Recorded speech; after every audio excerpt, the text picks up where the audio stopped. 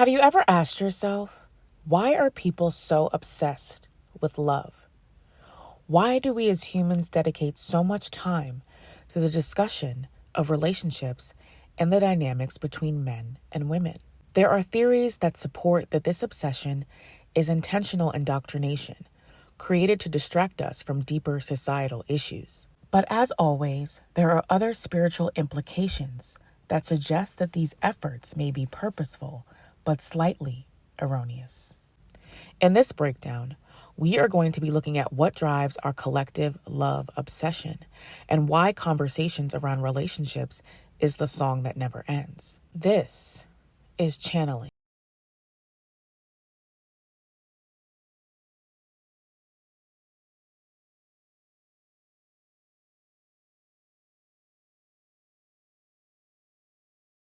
Spiritualists, scientists, and the like have cultivated a means of education around how our physical reality has come to be.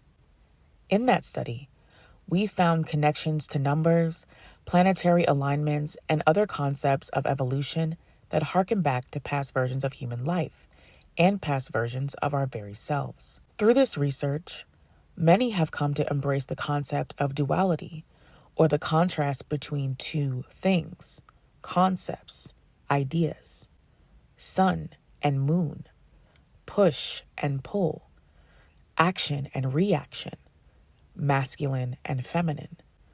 The infiniteness of our reality typically causes individuals to question the original source of our being, the time before one became two. It is the energy behind this natural reaction that drives incessant conversations around the coming together of two people, unions, relationships, and the ego need to contextualize even the things that can only be felt. Our constant dialogue around relationships stems from a deeper soul knowing of wholeness, of the time before one became two. It is our consciously underdeveloped way of trying to establish wholeness in our individual lives.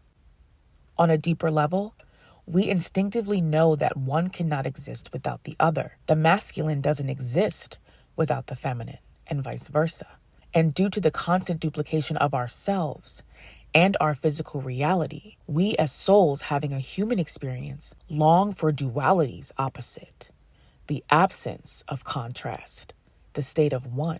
Our continuous assessment of what either counterpart should or shouldn't be doing stems from the ego need to control the permanence of existing and being consciously aware of our experience. Let me just say this. Your marriage is ending.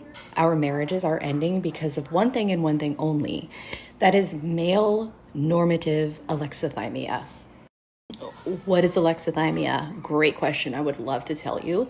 Alexithymia is the psychological term for not being able to name or talk about your emotions. While our egos seek to make sense of our masculine and feminine interactions, it fails to realize that our very desire to do so comes from the knowing that we are all both. We are all everything. And in that belief, how can we live wholly where both counterparts feel less fragmented, both internally and externally?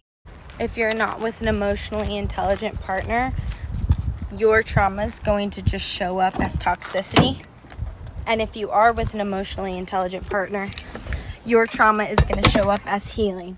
The concept of separation is an umbrella for everything that falls under the same energetic polarity. It is the idea that separation, fear, ignorance, weakness, and hate all hold a similar frequency and are in direct contrast to togetherness, calmness, knowledge, strength, and love. Our desire for union among humans, between two or more people in any given relationship, is our instinct to incorporate both polarities in an existence oversaturated by separation and everything under its umbrella. Humans are simply exhausted by the individualism of our lives and seek to do the exact thing we continue to question: harmoniously turn one into two. And with that, we fail to also acknowledge that harmony doesn't exist without discord, bringing us back to duality at every turn.